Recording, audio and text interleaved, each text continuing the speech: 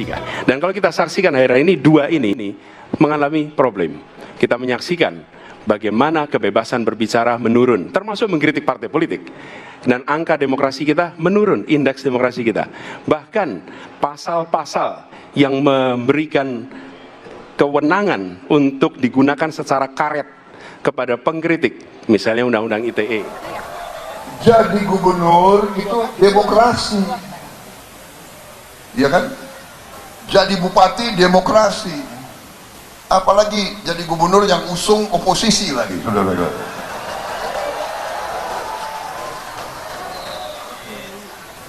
Ya, saya terpaksa saya juga nyindir-nyindir dikit. Tapi yang jelas kita ini kan tidak pernah melakukan pembatasan apapun dalam berbicara, dalam berpendapat.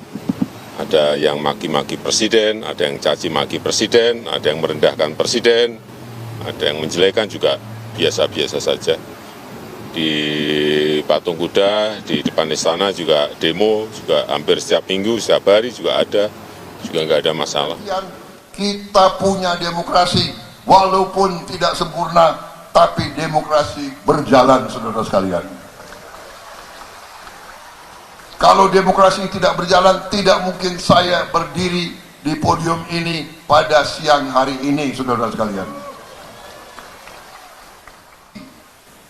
Indonesia negara besar, negara kita sama dengan 28 negara di Eropa. Kita punya luas wilayah sama dengan Eropa 28 negara, kita satu negara. Jadi tidak gampang, tidak mudah, pasti banyak kekurangan, pasti banyak yang kita tidak puas. Apakah demokrasi kita sudah hebat? Pasti ada kekurangan, ya. Tapi kita harus mengakui demokrasi kita, walaupun banyak kekurangan, walaupun banyak tidak puas, demokrasi kita berjalan. Kita punya demokrasi yang berjalan. Berapa bupati bisa kita ganti? Berapa wali kota bisa kita ganti? Sudah berapa presiden turun dengan baik, saudara sekalian? Presiden-presiden yang dituduh diktator, bahkan Bung Karno pun turun waktu oleh NPRS, beliau turun dengan baik. Beliau kalau mau bisa bertahan. Pak Harto juga turun dengan baik. Semua presiden kita turun dengan baik, mau adakan pergantian. Kita punya demokrasi, walaupun tidak sempurna, tapi demokrasi berjalan, saudara sekalian. Kalau demokrasi tidak berjalan, tidak mungkin saya berdiri di podium ini pada siang hari ini, saudara sekalian.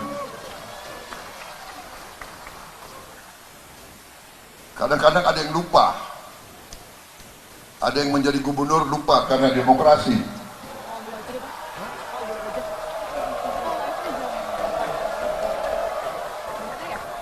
Jadi gubernur itu demokrasi, ya kan? Jadi bupati demokrasi. Apalagi jadi gubernur yang usung oposisi lagi, saudara-saudara.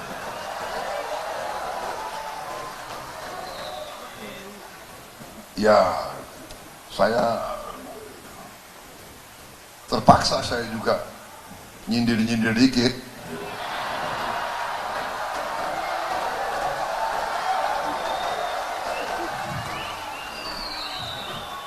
Boleh dong.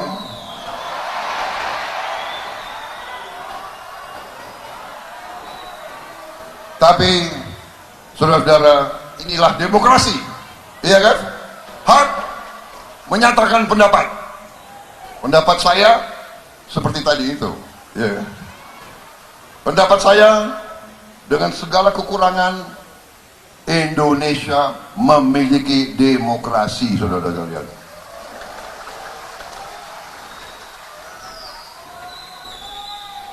Apakah ada orang-orang yang ingin main-main? Ya adalah, ya kan? Kita main sepak bola di kampung aja ada yang mau curang, ya kan? Benar nggak? Wasit dikejar-kejar, ya kan? Tapi kita harus bedakan, kita mau main sepak bola tingkat RW atau kita mau tingkat dunia. Kalau kita mau tingkat dunia, mari kita main dengan baik, main dengan bersih, main dengan tidak ada kecurangan.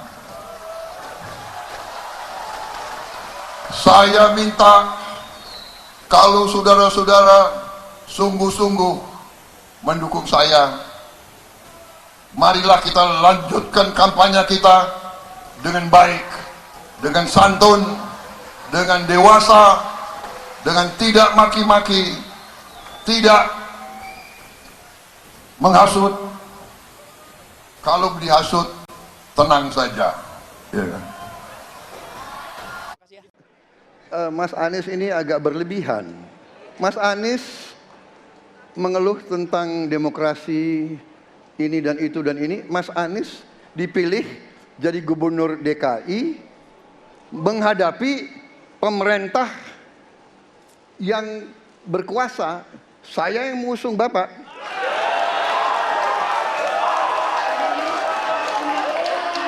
Kalau demokrasi kita tidak berjalan, tidak mungkin Anda jadi gubernur.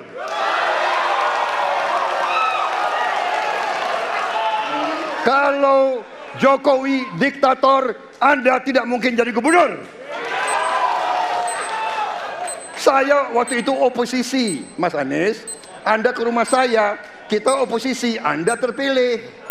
Waktu habis. Ketika kita menghadapi sebuah proses demokrasi, di situ ada pemerintah dan ada oposisi. Dua-duanya sama terhormat. Dan ketika proses pengambilan keputusan itu dilakukan, bila ada oposisi, maka selalu ada pandangan perspektif berbeda yang membuat masyarakat bisa menilai. Karena itu oposisi itu penting dan sama-sama terhormat. Sayangnya tidak semua orang tahan untuk berada menjadi oposisi. Oke? Seperti sampaikan Pak Prabowo tidak tahan untuk menjadi oposisi.